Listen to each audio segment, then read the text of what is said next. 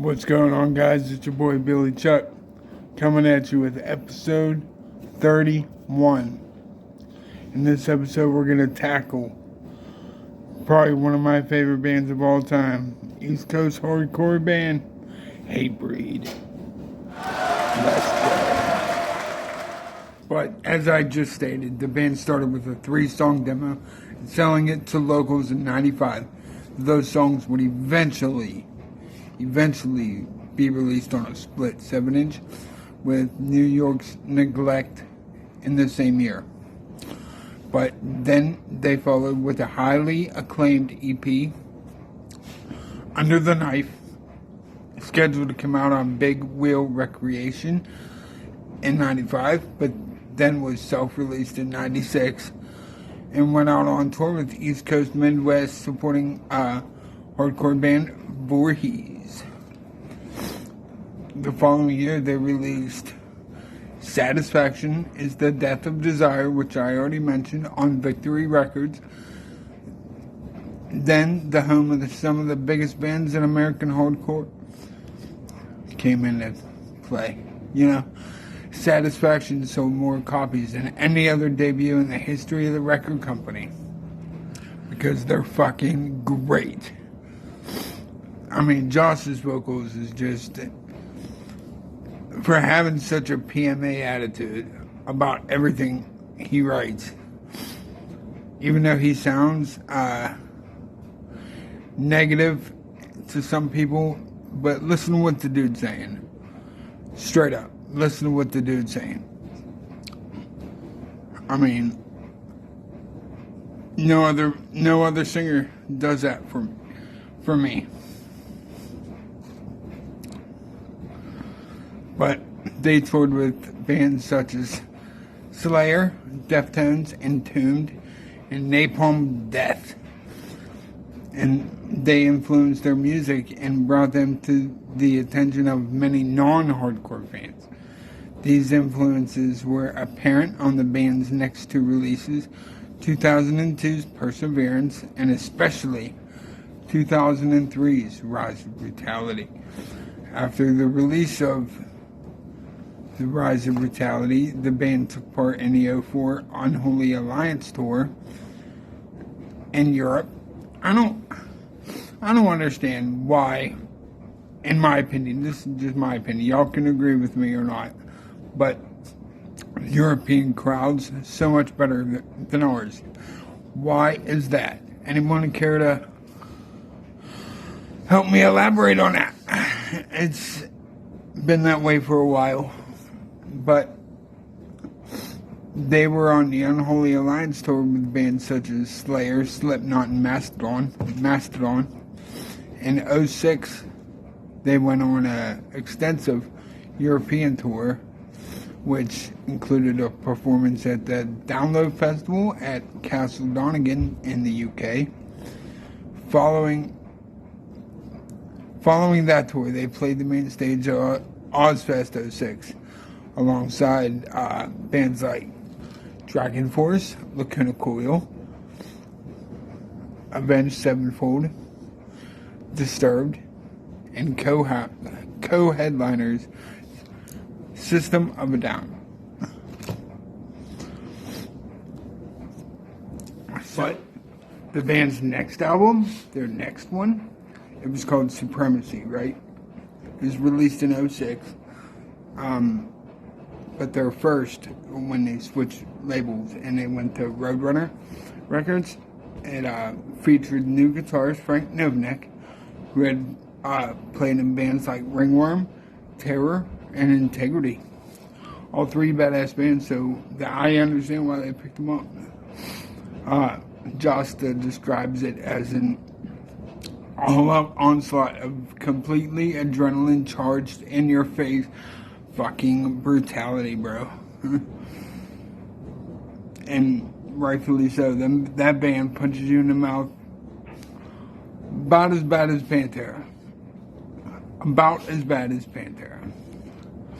But on September 13th of 2006, former guitarist Lou Richards committed suicide at the age of 35.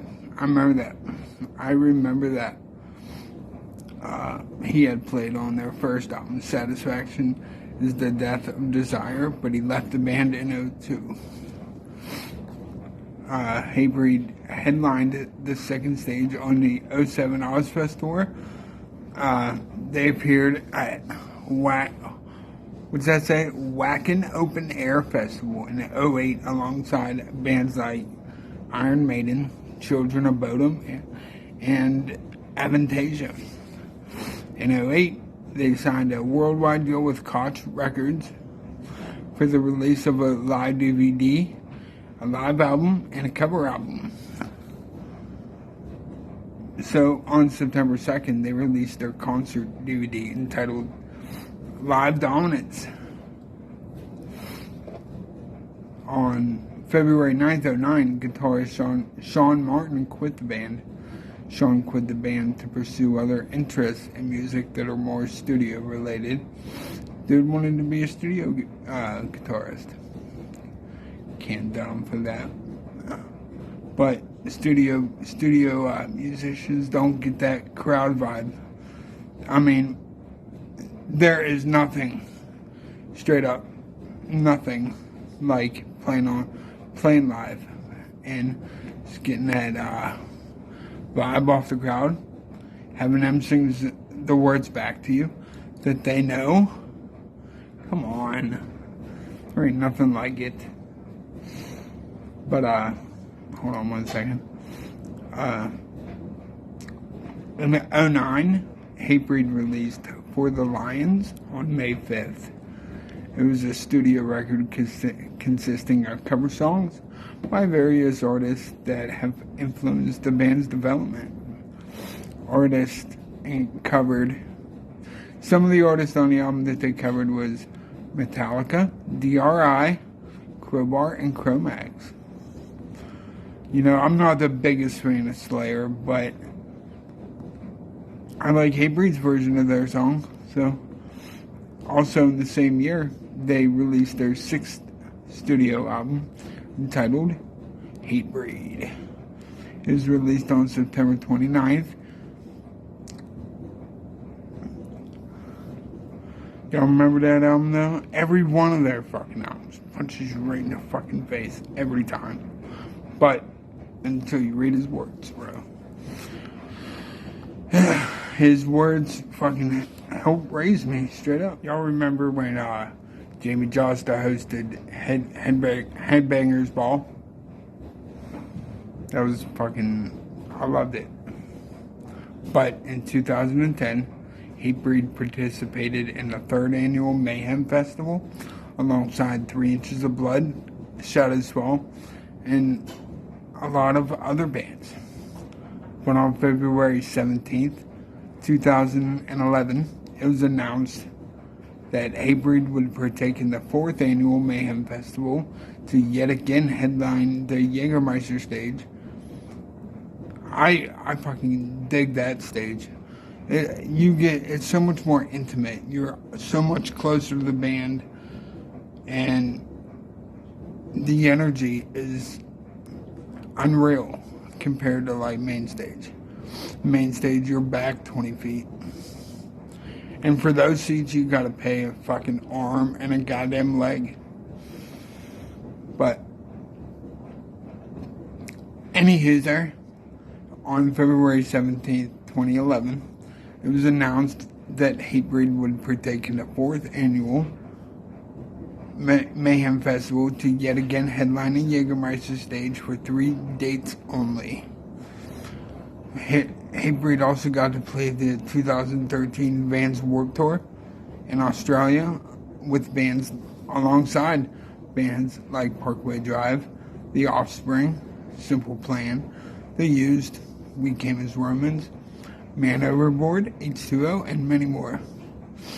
They also played the UK Kingdom Warped Tour alongside bands like Coheed and Cambria, Rise Against, Enter Shikari, Flogging Molly, Like Moth to Flames, The Wonder Years, and Sublime with Rome.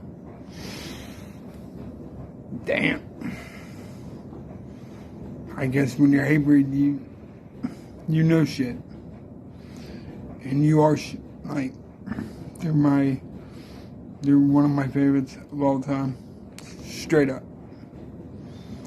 But there you go. But Hatebreed's seventh studio album, The Divinity of Purpose, was released on January 25th, 2013 in Europe, and on January 29th here in North America.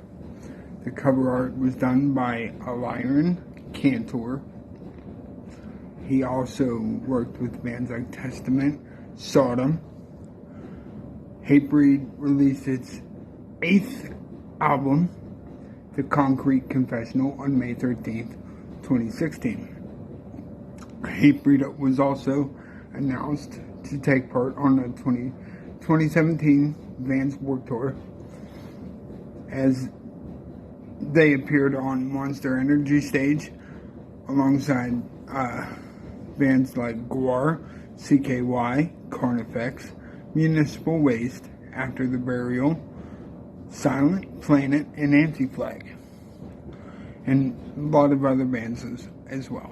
But after touring the early part of 2019 with Obituary, Cro-Mags, Terror, and Fit for an Autopsy, Josta said that the band would spend the second half of 2019 writing and recording a new album. But the band's 9th studio album, The Weight of the False Self, was released on November 27, 2020. In the summer of 2021, Hatebreed, along with Trivium, served as an opening act for Megadeth and Lamb of God on the Metal Tour of the Year. Hatebreed also replaced In Flames, who were forced to withdraw from the tour due to international visa issues caused by COVID-19 pandemic. But Hatebreed is what they're currently doing right now. Hatebreed is currently working on a new album, which is supposed to be released in 2024 or 2025. They got some awards too back in their day. In 2004, they got nominated for a Grammy for Best Metal Performance at the 47th Annual Grammy Awards in LA for their song Live For This, which appeared on their album The Rise of Brutality.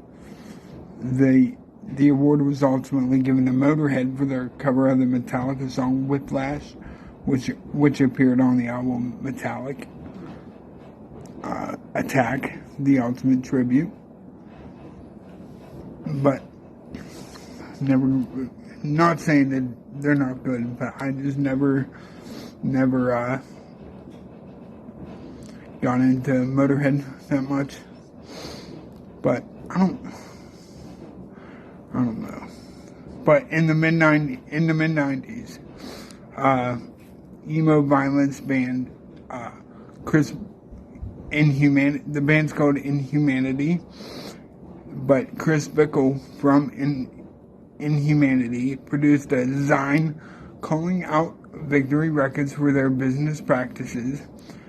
He attended a Hatebreed show and was quickly surrounded by the band, which threatened him with violence and called him homophobic slurs. After the show, Josta declared himself a homophobe and again threatened Bickle with violence in a voicemail. Inhumanity played this voicemail to open their shows. And when Hatebreed played in Inhumanity's hometown of Columbia, South Carolina, between songs, they included their hatred of Bickle in his band. So a lot of controversy there. But Hatebreed is a longtime supporter, sponsor of the UFC. Chris Camazzi, he's a bad dude, at UFC 158 in Montreal on March 16, 2013. Kamazi claimed he was required by UFC for some reason to cover Hatebreed's logos and on his shirt and ring introduction banner with black tape. So there you go. But if you guys like what you see, like what you heard, leave some comments, hit that like and subscribe button. I don't care if you're an asshole, leave me some love anyway.